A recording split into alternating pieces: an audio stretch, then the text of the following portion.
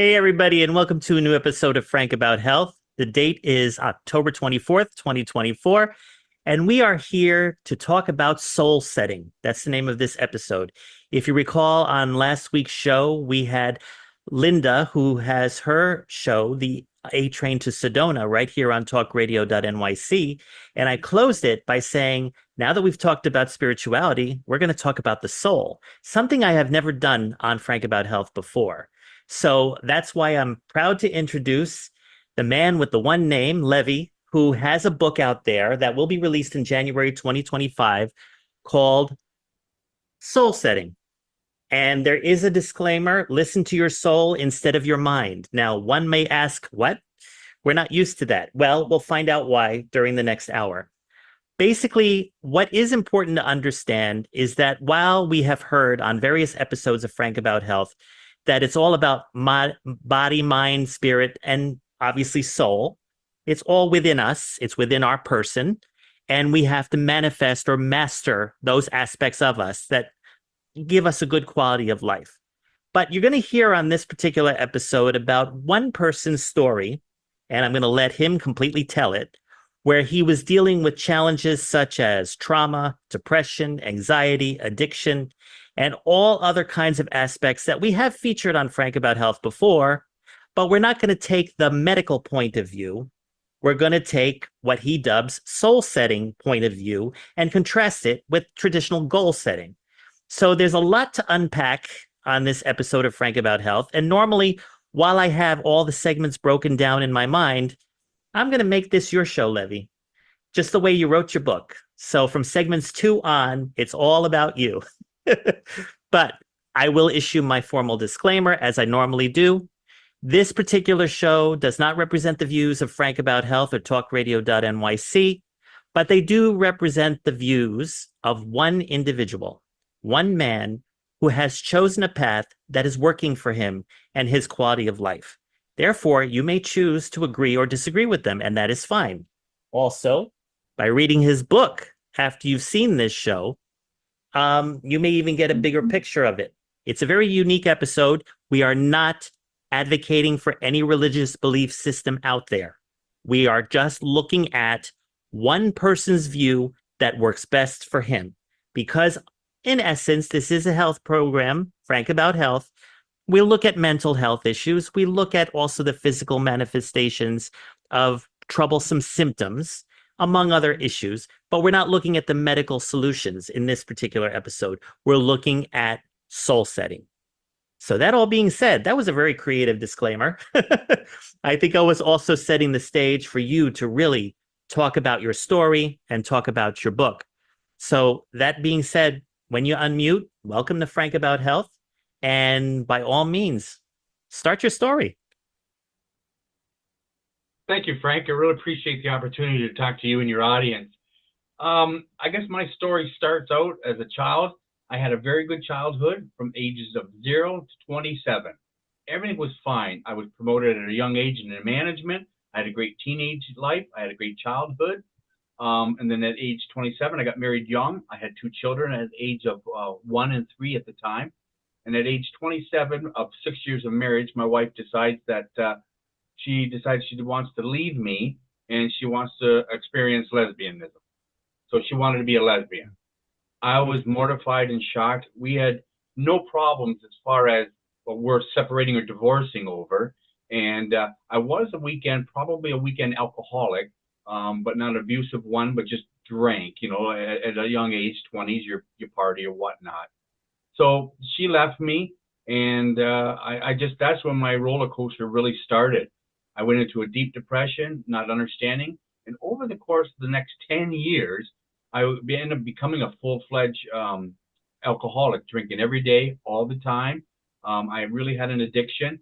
I was suicidal. I had massive depression, massive anxiety. I've done a lot of medications, seeing psychiatrists. My life just wasn't going the way I wanted it to go. And I remember one of the last sessions, and actually it was the last session, my psychiatrist at the time said, Levy, we've gone as far as we can go with your situation, and I think you might have to just learn to deal with that you are going to have a lot of ups and downs in your life, You're going to be depressed, have low depression at some point, and very high depressions at some points. And so what we can do is we can teach you some coping mechanisms, some techniques, and some methods. And I remember looking at him, and I thought to myself, I never said this to him, but I thought, like hell, I'm going to be dealing with this all my life. If this isn't my life, then I'm going to go out, and I'm just done. And at that point, I never went back to him, and I thought, there has to be a better way than this. There's no way my life is supposed to be like, no human is supposed to go through this. So I started my research and went from there and failed on some of the research that I applied and started looking at my inner self, my soul standpoint, because I was always working on my mind and it just wasn't working. Hmm. Interesting. So at one point, did you realize that you were able to break through that vicious cycle and start to determine a better path for yourself? Because from what I've read, you did not, other than a psychiatrist, which you mentioned, you did not go through a specific trauma that really woke you up. What was your turning point? I guess um, I had a night in jail because of alcoholism, and my family decided to have an intervention, and Hmm. that's what changed things. And I just remember saying to my family, like, no, forget it, don't worry about me, I'll be fine. And I left. Within 3 days, I remember calling my father crying, and then we got the ball rolling for it. My sister helped me out with getting into an alcohol reprogramming, things like that. And that's where the change was. Oh, so you didn't really hit rock bottom. You just reached a tough point, but it was strong enough for you or painful enough for you to really seek help. It was pretty much rock bottom for me because I was, like, again, I was suicidal. So I don't know if we can get much better, uh, lower than that, because I had it all planned. And then 2 days before I was going to do it, my friend committed suicide himself, and Ah, he left behind a 12-year-old boy. I knew that boy since he was a baby, since he was born, and then he moved away at 6 years old. So then he had to come back to our city with his mother because they separated, and he moved away, 3, 4 hours away. So I lost track of him from probably the age of 3 to 6, or I guess 3 to 12. I lost track of him. So he, interesting. I became part of his life again, and he is actually the one that actually probably saved my life because I went into his world and we became, a father figure, I guess, or whatever you want to call it. And we play basketball and swim and things like that. So for the next 6 months, I wasn't worried about my problems. That's interesting. So it sounds like you were hitting rock bottom, but the actual suicide of your friend and then the son he left behind, which you ended up being parental towards, was the lifeline that was given to you to actually prevent the suicide that you had planned out. And that being said, I can actually see a spiritual component to that, which can make awaken you into focusing on your soul rather than addictive issues that you were focused on. Exactly. That's exactly what happened, Frank.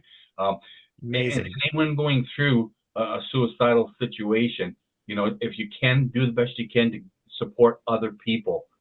I know during that time, the last thing you want to think about is somebody else, but it's a small part of you that wants to die, not a large part of you that wants to die. And unfortunately, we look at the physical world, and that's what us humans look at, is the physical world, our reality. And we have what we call a non-physical world, which is our soul. And we don't look into that nearly enough. But I'm telling you, through the research and the applications of my life, and working on my inside and my soul, I haven't suffered from any addiction problems in over 20 years, any medications for over 15 years, no depression in 15 years, anxiety, suicidal thoughts. And I've had a lot of rough things happen over the course of the last 2, 3, 4 years that if I was my old Levy, I probably would have cashed myself in by then. I would have said enough's enough. But it didn't flinch on me. It was a totally different peace of mind, per se. Because I don't Yes. think with my mind anymore. I think through my soul.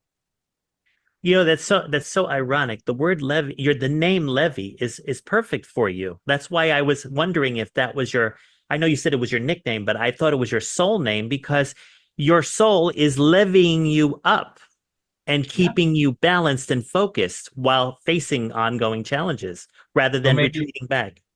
so maybe Frank, what I'll do is I'll change it to my soul name instead of my nickname.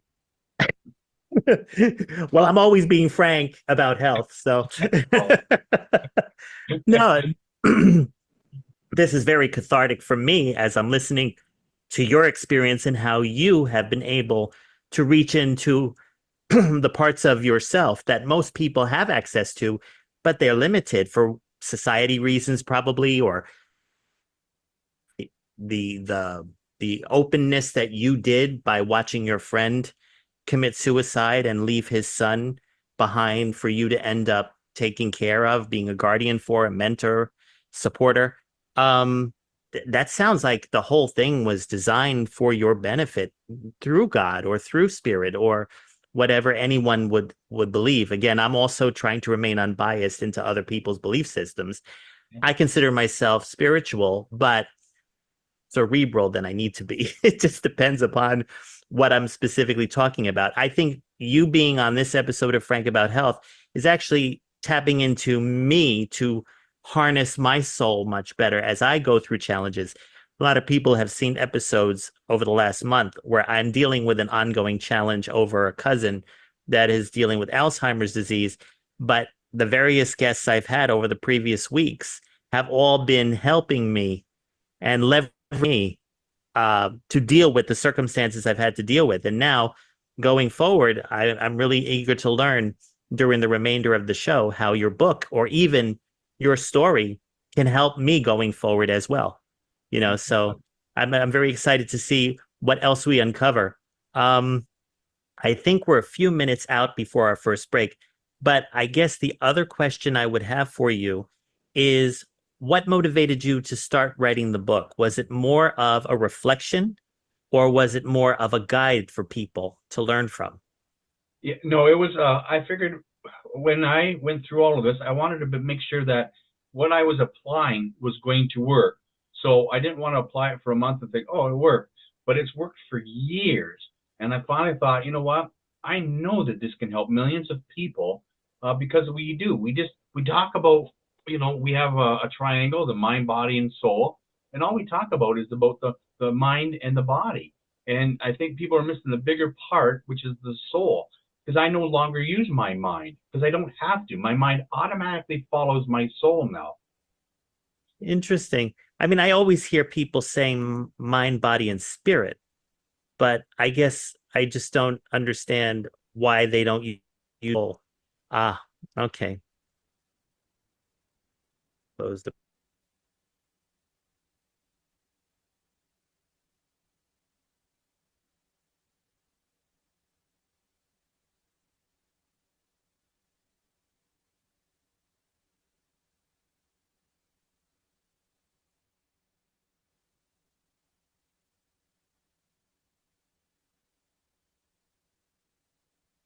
that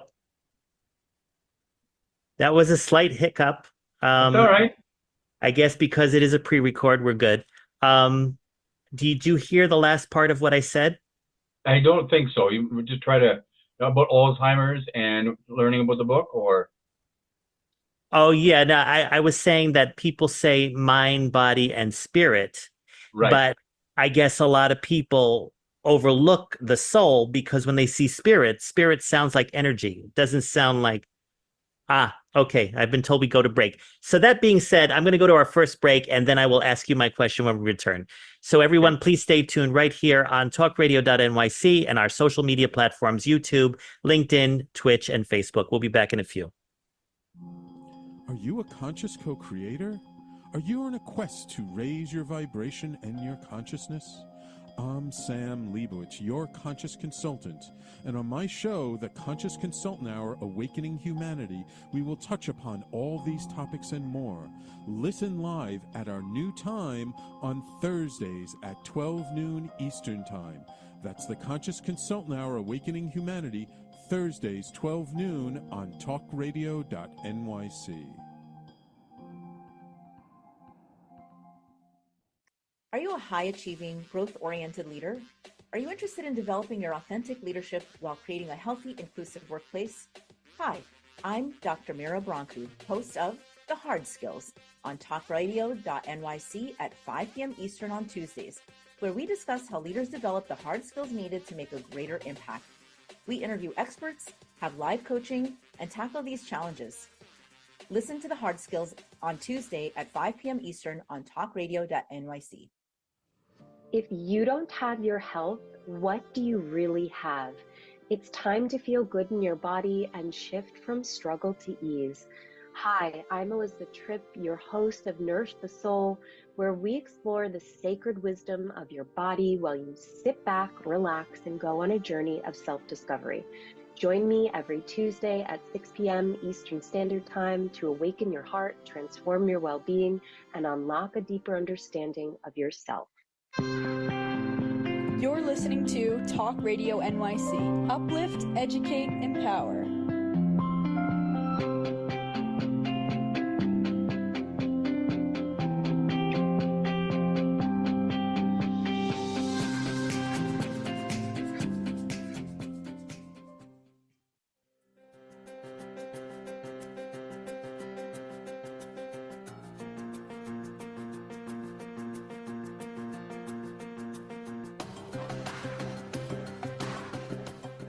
Hey, everybody, and welcome back. That being said, I had a question for Levy before the first break, and that was, while he was mentioning that a lot of people have the triangle of body, mind, and spirit, he refers to it as body, mind, and soul. And my question, and maybe Levy, you can provide me with clarity on this, is that a lot of people don't look at the soul aspect. And a part of me is thinking it's because it's not dubbed the soul, it's dubbed the spirit. And I guess the common view on spirit is energy or positivity, or just not as deep focused as you have learned to tap into it.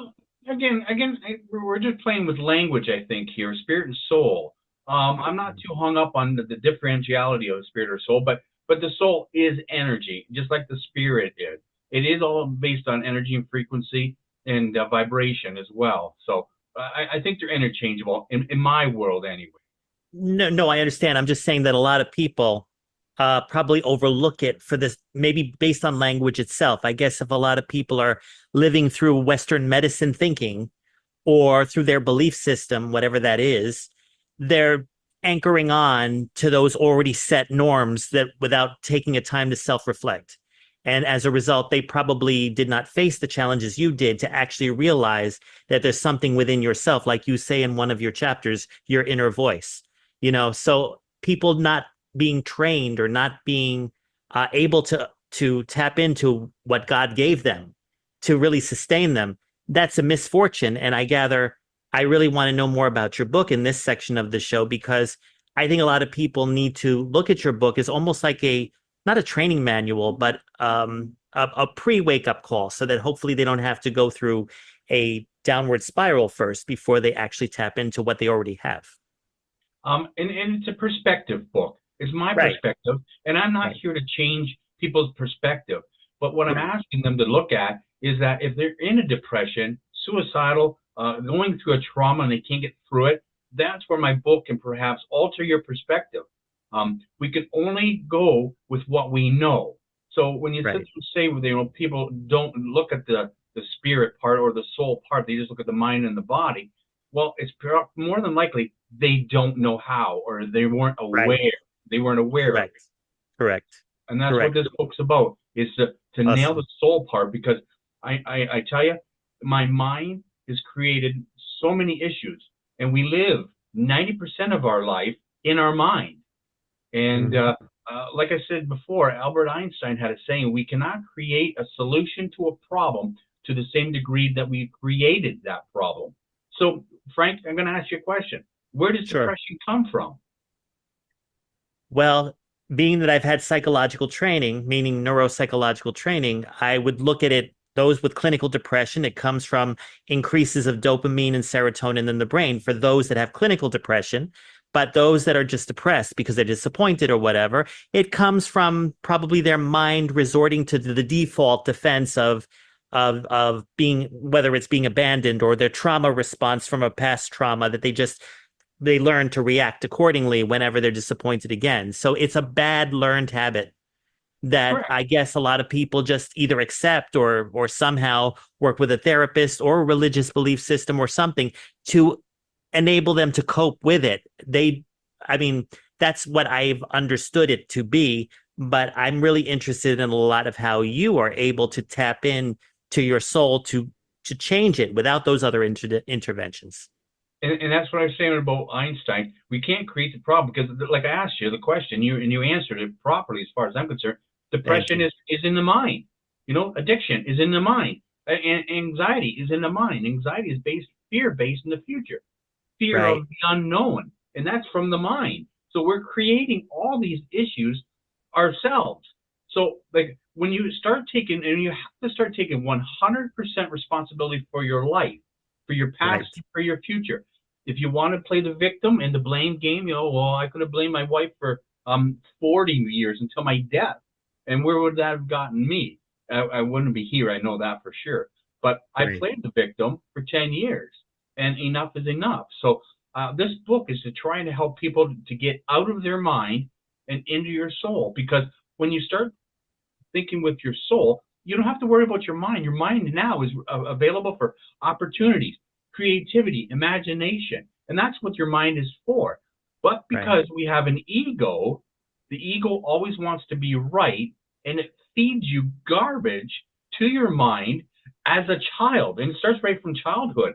I'm not good enough. We're all born, our soul is incarnated to our human body with these three primal traits: inadequacy, insecurity, and scarcity. And it's up Right. to us, to get through those. But unfortunately, they're built up over the course of your life, and it becomes your belief system. Mm. It's funny. I'm mirroring what you're saying from my own schematics that I operate under, and I could see I still need help or need work rather to expand beyond what I already know. But like for example, I've been reading a book recently, The Power of Now. I'm sure you've heard of that book, Yep. right? And it's just telling me that people who are in the now are not listening to the past triggers or subscribing to the fear of the future that pretty much a lot of people do. So it's that past, present, future dynamic. So excuse what I'm about to say because it may sound totally ignorant, but if a person is to fully integrate in the soul perspective that you talk about, not just in your own life, but in the book, that is accepting that the ego represents the past, the fear is fear of the future, but to live in the now, you engage with your soul that allows your mind to act in its own agency and not let the past or the future completely undermine them. By tapping into the soul, that is how you're living in the now. That's correct, because you can't, and you weren't ignorant at all. It was perfect. I mean, I sometimes I feel like I'm flying blind, but in this particular No, case, what I just came up with was from what you said, and I was able to equate what I've been believing along with what you've said to come up with, I guess that would be my hopefully a good hypothesis for me to operate my life in going forward. I really want to engage with my soul more than I have been, and I can honestly say that I haven't been to no, the but maximum. that's human. But that's human, Frankie. You've got to cut yourself some slack and realize, okay. And with soul setting, though, you have to live life with intention. This is Yes. something. This is something that's not just a one-time thing, a quick fix. This is something that I will be working on for the rest of my life because it alters the rest of your life. When you start looking at the outside factors versus your inside factors, that's where anger comes from. You're usually Yes. angry. Somebody said something that you didn't like. Somebody's done something that you didn't like. Well, now your inside is not matching your outside. It will never, like it very seldom will match when you're in an anger state. So you have to realize, okay, wait a minute, and you got to catch yourself. Why am I getting upset? 10 out of 10 times is a control issue. Your outside Yes. world isn't matching your inside world, meaning this shouldn't be happening. The thing is, Frank, that the outside world is going to happen the way it's going to happen, and you have no control over that. And once Correct. you relinquish that and realize, okay, I'm letting the outside go, and I'll start living with my inside. but expecting very little as far as expectations of the outside world. Wow. So then the big driver in one's life, when anyone who has goals in their life can be manifested, I wouldn't say better, but more quicker or more spontaneously if you have as much engagement with your soul than other people might. Yeah, like I have some troubles with manifestation, to be honest with you, because we're looking at the Okay. outside world, but it's not a huge problem. But we're looking at the outside world, and they're not teach. I don't believe they're teaching. Some majority of people aren't teaching about the soul with manifestation.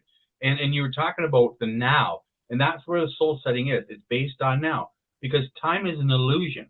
Like I can't go back to last Saturday's party because it was a great time. Right. Likewise, I can't go to next Saturday to whatever is going to happen then. I can only deal with today and right this minute, because this minute's gone, this second's gone, type of thing. So Right. you deal with the now and the worry, the anxiety, the outside world, and for me, my creator is God. But again, I'm not here to judge people. Your creator could be the universe or manifestation or the law of attraction, whatever, and that's fine. Again, no judgment here. But Right. your outside world is looking for your best intentions and will align things up once your energies line up. If you're living from a negative standpoint, you're at a low frequency, so your energy is going to be low. And that's from the inside. So you're projecting that on the outside. What is the outside going to bring you back? Whatever your inside is dishing out, negativity. Correct. So is it safe to say that those that are negative thinkers are predominantly living in the past? No, I don't. I think what they're not living. They're just programmed that they're going on their experiences, which have all been negative. So they're predicting their future based on their past, which is ridiculous because it's got to be so exhausting that you feel that you have zero control over your future when you have full control over your future. But you have to have patience and time, obviously. Incredible. Well, I mean, I just want to do not just yourself, but also Merrill Moss Media a service as far as promoting the book before we take our next commercial break. I just Sure. want everyone out there to know that some of the key chapters, that some of which we've actually discussed in this last segment, include goal setting versus soul setting, why people struggle, how to start your journey, learning how to shift your patterns and focus and change your life, the joy of inner peace, and basically to listen to your soul instead of your mind, I gather first. You're obviously going to listen to your mind, but you want your soul to drive you, not your mind. Hence, we want to avoid ruminations for one, but simultaneously, we want to enable creativity, spontaneity, and of course, happiness, a better way of life. All right, Right. ladies and gentlemen, we will be back for segment 3 of this episode of Frank About Health in the next few minutes. Please stay tuned. Hey everybody, it's Tommy D, the nonprofit sector connector, coming at you from my attic. Each week here on talkradio.nyc, I host a program, Philanthropy in Focus. Nonprofits impact us each and every day, and it's my focus to help them amplify their message and tell their story. Listen each week at 10 a.m. Eastern Standard Time until 11 a.m. Eastern Standard Time, right here on talkradio.nyc. Were you an essential worker during the pandemic? If you needed to learn stages of epilepsy, did you depend on advocates? Did you use new innovations to cope with mental and neurological issues? Maintaining high quality of life and keeping good mental health are what we all strive for. I'm Frank R. Harrison, host of Frank About Health, and each week top healthcare influencers, professionals, and innovators answer these questions and more. Stay tuned on Thursdays at 5 p.m. on talkradio.nyc, and I will continue to be frank about health with all of you. Hi, I'm Linda Marcanico. The A Train to Sedona is a memoir about my journey to love and compassion. It's also the name of my new broadcast on Wednesdays at 12 noon. When we are spiritual, we embrace possibilities and ideas, which strengthen our mind, body, spirit, health, and wisdom. On the A Train to Sedona broadcast, I plan to interview guests who embrace these expansive practices. Join us on Wednesdays at 12 noon on Talk Radio New York City. You're listening to Talk Radio NYC at www.talkradio.nyc. Now broadcasting 24 hours a day.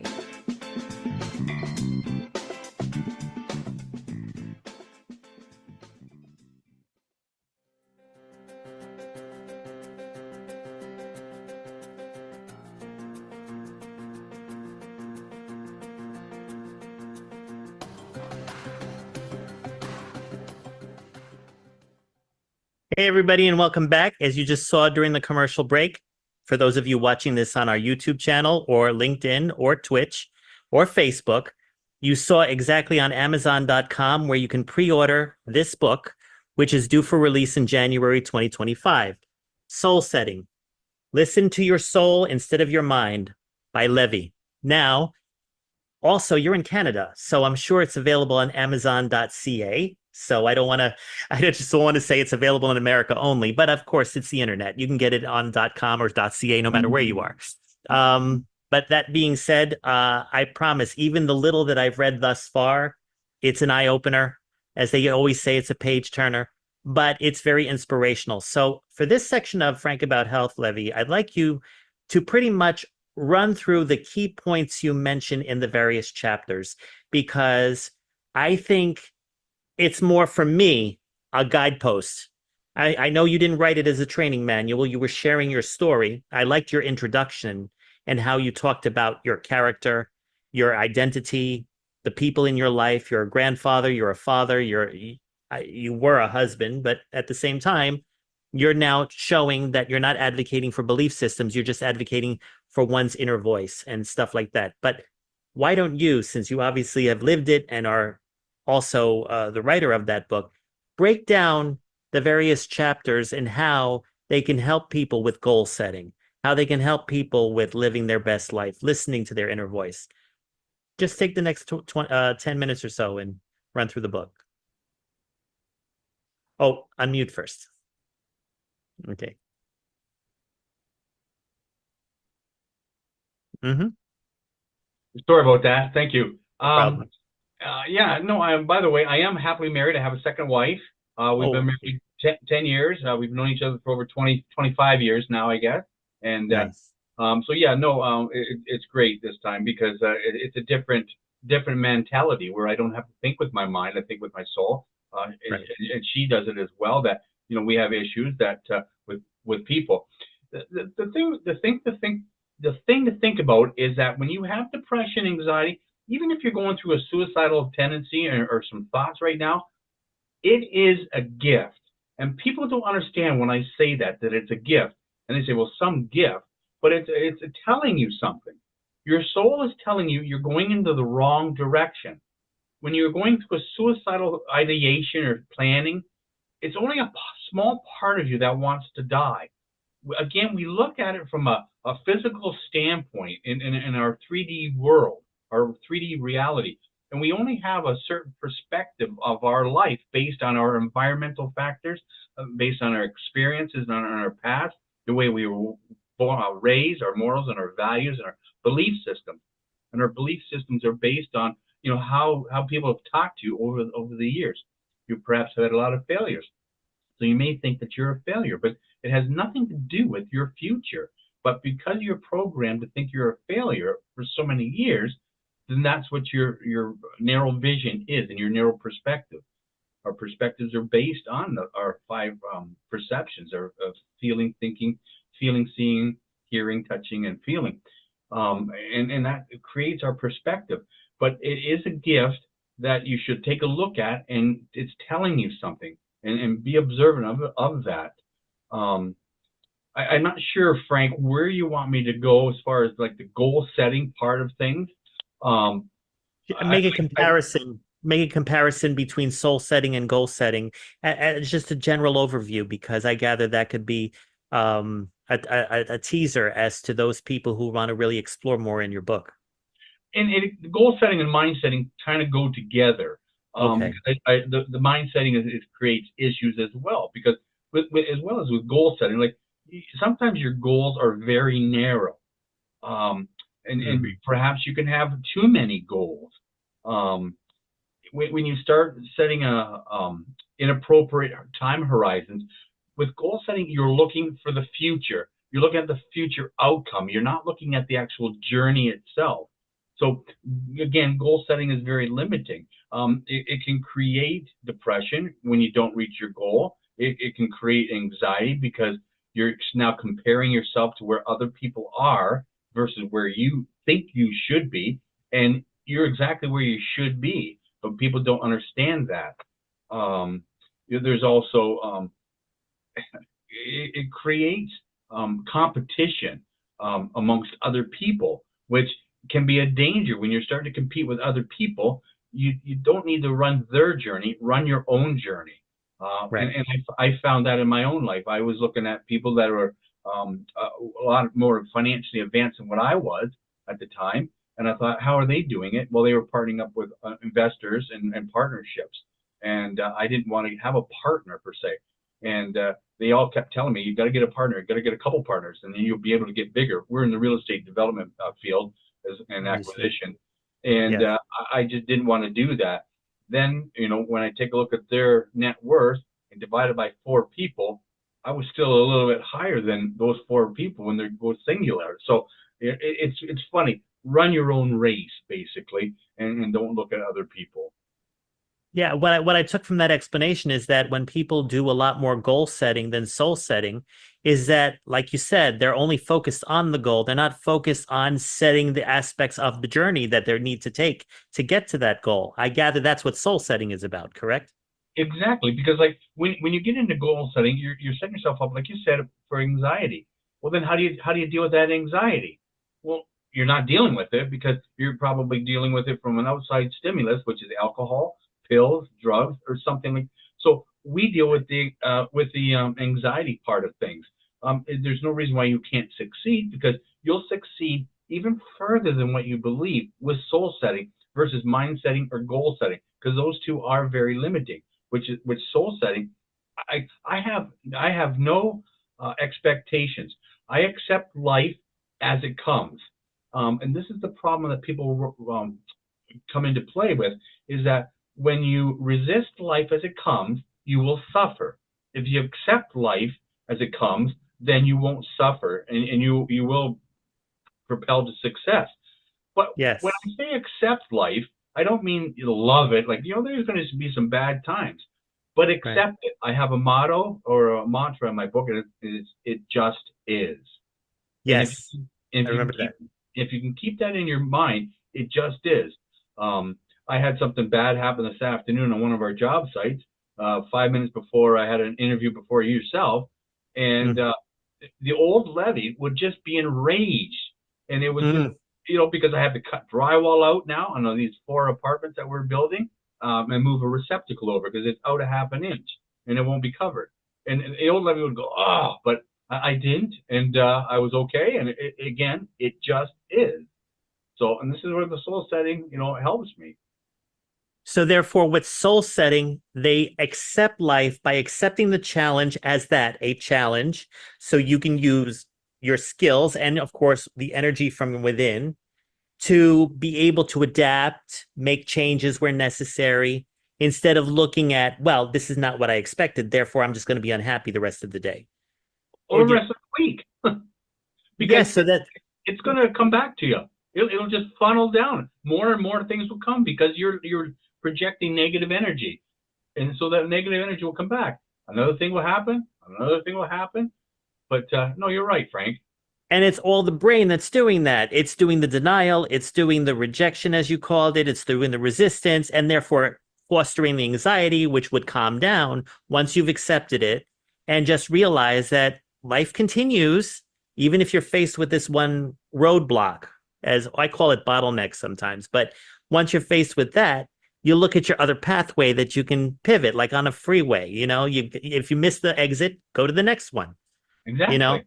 That limited thinking or that limited view is, I think, part of the enabler. I don't know if that's the right word, or part of the reason I think that people don't learn to dig within or to search within to really understand the power of their own soul. Yeah. We can heal ourselves, and our body is phenomenal.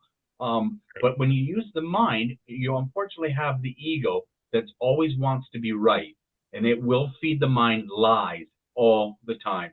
So when I get into a position, again, I'm not perfect. I'm still human. I'm not walking on water yet or anything. So, and I know I'll still continue to have issues that arise that maybe I won't live life intentionally. I might get upset about, and then I realize, oh, I blew it there. But for the majority of parts of my life right now, I can get things, accept them, even though I don't like them, but realize what's triggering me. What am I getting upset about? Again, we go back to that. My outside world isn't matching my inside world. This Right. should be happening. But yeah, it should be happening because that's the way the world's working right now. The outside world's going to work the way it's going to work. Exactly. Well, I guess that tells me and everyone out there who's listening to this show right now or watching it that people, if they really want to engage with their soul more, one step is to carve out, I don't know if you call it an hour each day, or maybe even in the morning before you start your day, just take a brisk walk, set your soul agenda for the day, come back, get to work because you've already had your time of self-reflection, your own space that you've carved out for yourself. And therefore, you have the window that you were not normally seeing because maybe you didn't have enough space or you were never taking the time for yourself. You were looking outside yourself, as you said earlier, predominantly, and therefore providing people with that feeling of being stuck. Yep. Yeah, You know? you're listening to people, and it's just language. If people are saying you're a loser, you're unworthy, or any of those things, it's just language. That's all it is. But because you've lived the past, childhood, and you've been raised that way through environments or experiences, teachers, or whoever, it doesn't matter. You believe that in your mind, and it is a lie. And so that's why if you go to your soul, you realize, okay, my ego is just feeding me lies. That's all they're doing. Your soul will never lie. Your soul never lies. You did mention earlier about the five senses, but I know that in your book you talk about the sixth sense. Sixth sense, not the movie. But what I'm trying to figure out is, before we go to our final break, do you want to define, as you do in your book, what the sixth sense is? It is the soul. So the sixth sense is the soul. And people don't realize that we do have the sixth sense to rely on. And if you do tend to rely on that, then everything, your health, it changes. Because when you're under anxiety, you're under stress. And when you're under stress, cortisol rises. You know all about that. And then what happens? Your mind will make you sick.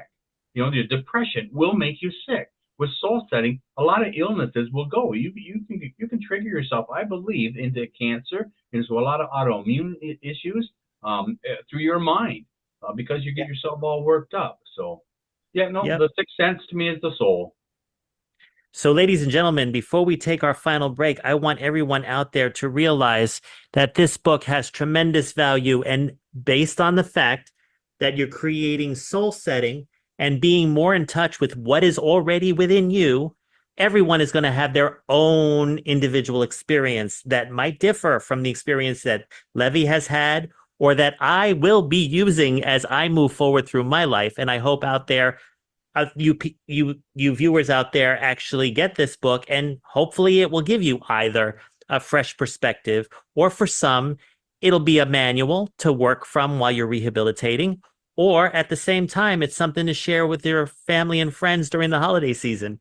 All right, that all being said, everybody, please stay tuned as we're being frank about health with Levy and doing some soul setting right here on talkradio.nyc and on our social media platforms. We'll be back in a few. Are you a high-achieving, growth-oriented leader? Are you interested in developing your authentic leadership while creating a healthy, inclusive workplace? Hi, I'm Dr. Mira Broncu, host of The Hard Skills on talkradio.nyc at 5 p.m. Eastern on Tuesdays, where we discuss how leaders develop the hard skills needed to make a greater impact. We interview experts, have live coaching, and tackle these challenges. Listen to The Hard Skills on Tuesday at 5 p.m. Eastern on talkradio.nyc. Hey everybody, it's Tommy D, the nonprofit sector connector, coming at you from my attic. Each week here on talkradio.nyc, I host the program Philanthropy in Focus. Nonprofits impact us each and every day, and it's my focus to help them amplify their message and tell their story. Listen each week at 10 a.m. Eastern Standard Time until 11 a.m. Eastern Standard Time, right here on talkradio.nyc. Are you a conscious co-creator? Are you on a quest to raise your vibration and your consciousness? I'm Sam Leibowitz, your conscious consultant, and on my show, The Conscious Consultant Hour, Awakening Humanity, we will touch upon all these topics and more. Listen live at our new time on Thursdays at 12 noon Eastern Time. That's The Conscious Consultant Hour, Awakening Humanity, Thursdays, 12 noon on talkradio.nyc.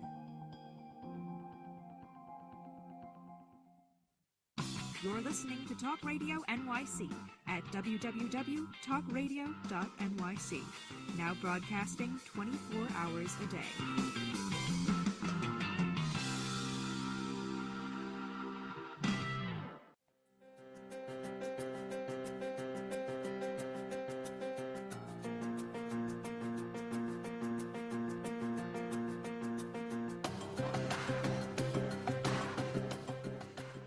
Hey, everybody, and welcome back. As you saw during the commercial break, I gave a rundown of all of our shows on the network. I hope you guys have had a chance to enjoy the A Train to Sedona, which debuted yesterday at 12 noon, again, based on the book of the same name. I think I'm going to talk about during this segment all about the various books that are out there, especially Soul Setting. If you heard during our last segment, I was talking with Levy about The Power of Now by Eckhart Tolle. That definitely has been very instrumental for me over the last few weeks. But I think now, to be honest with you, Levy, I'm going to incorporate your book into that other reading. Going through challenges as I am, I must admit, thanks to the various resources that I've been tapping into, including your book, and not to mention doing this show, I've been coming through these challenges much better than I even anticipated. So definitely there's a lot of value in what your experience has allowed you to put on paper for everyone out there. And I just am grateful out there for us looking at these issues from a dynamic perspective.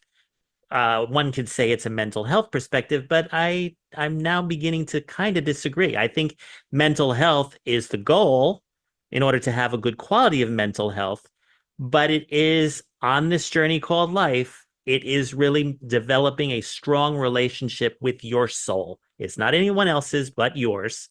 And it was given to us by our God out there, who, whatever their individual's belief system is, but to be more aware of it, because like the phrase, to thine own self be true, or know yourself first before you know other people.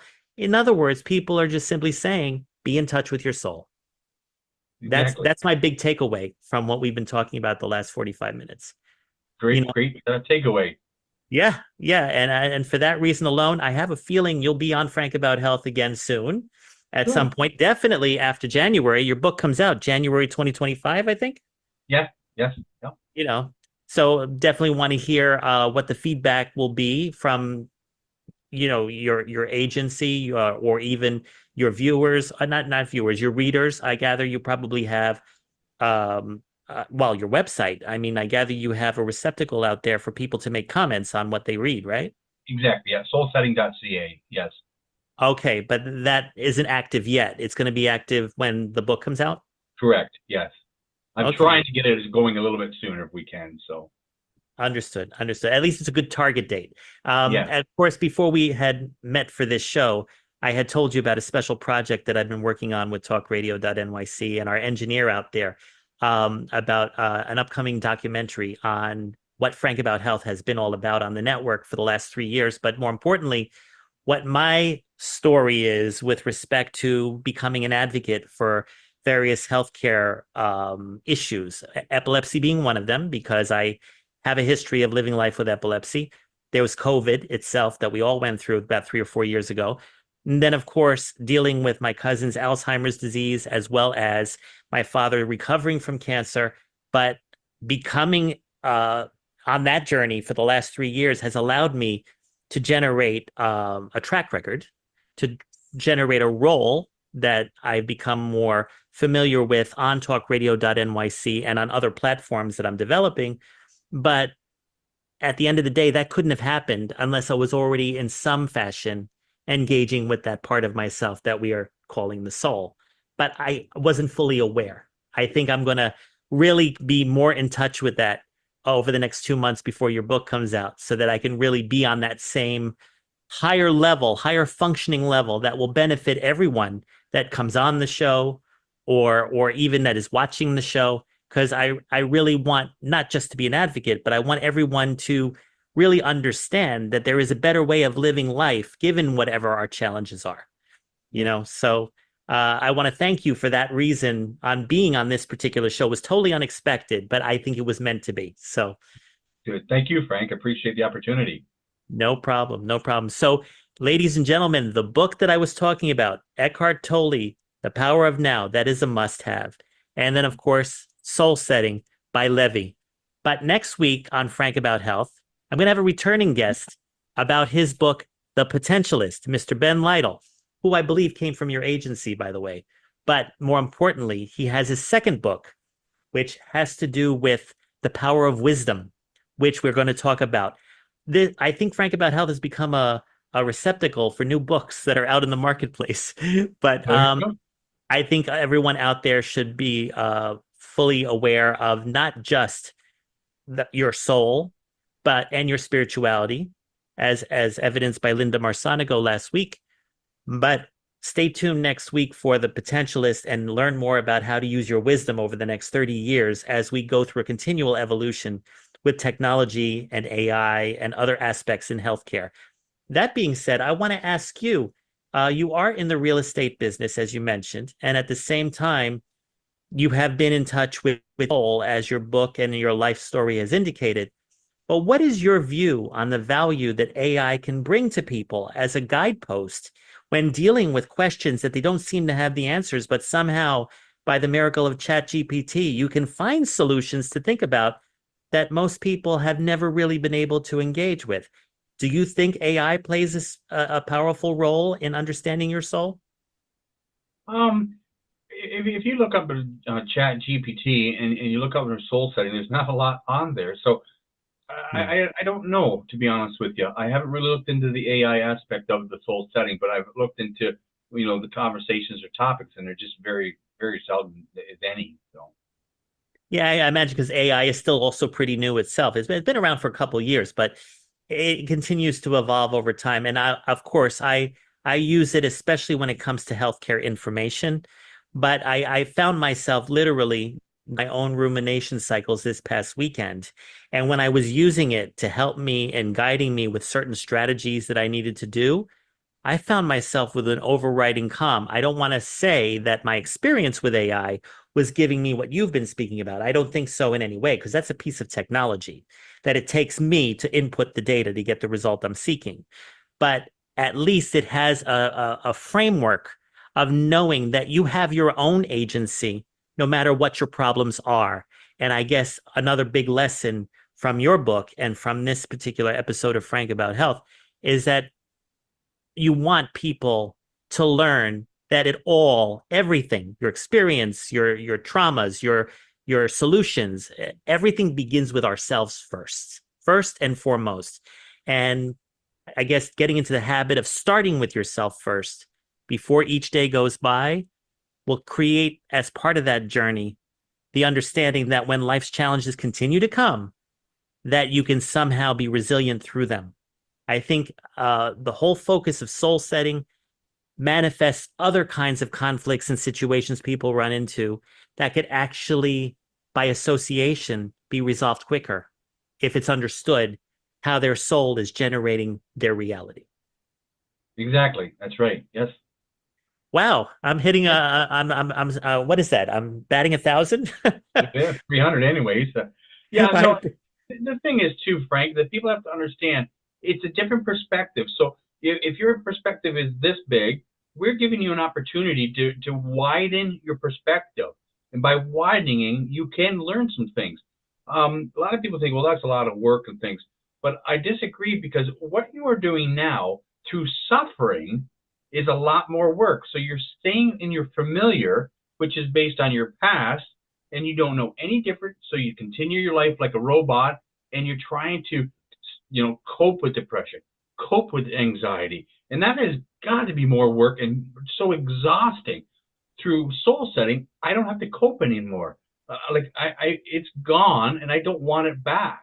And it's going to take something. Like I said, I've had a couple things in the last 2-3 years that have been really horrific. That I think I probably would have cashed my chips in and probably committed suicide because I would have had enough of it. But I didn't. And it didn't even affect me as far as to the 10th degree that it would have, because again, I went through soul setting. It's incredible. I'm still amazed how I gather a majority of people just look at the future with fear and dread when it should be looked at with anticipation and possible growth and joy and other aspects. I mean, that could be generalizing because everybody has different experiences, but to be conditioned.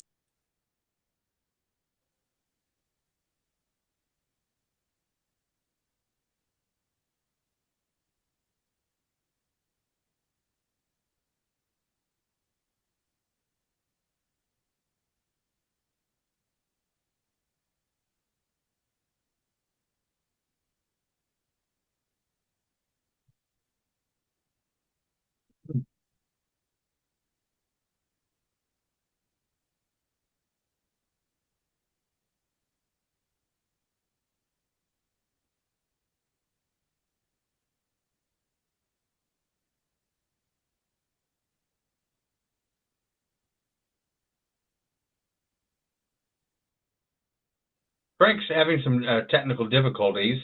We're going to end the show. We're going to enjoy the show and have a wonderful evening. I'm back again. I just wanted to say to everybody that thanks for, I don't know what part of what I just said. Yeah, I'm going to end the show right now. Thank you, Logan. I don't know if you heard the entirety of what I said or if it just blocked off. Yeah, okay. It just stopped, so. Okay, all I was pretty much saying is that everybody should learn to be in touch with the future with positivity and energy, and it's through the soul that I believe one can reach that objective. So, ladies and gentlemen, I already showed you what the shows are coming up, so thanks for being here, and we'll see you next week. Thank you again, Levy, for being here. Thank you, Frank, for appreciating it. And thank you, Logan, for dealing with all the tech issues. Take care. Bye-bye. Bye-bye.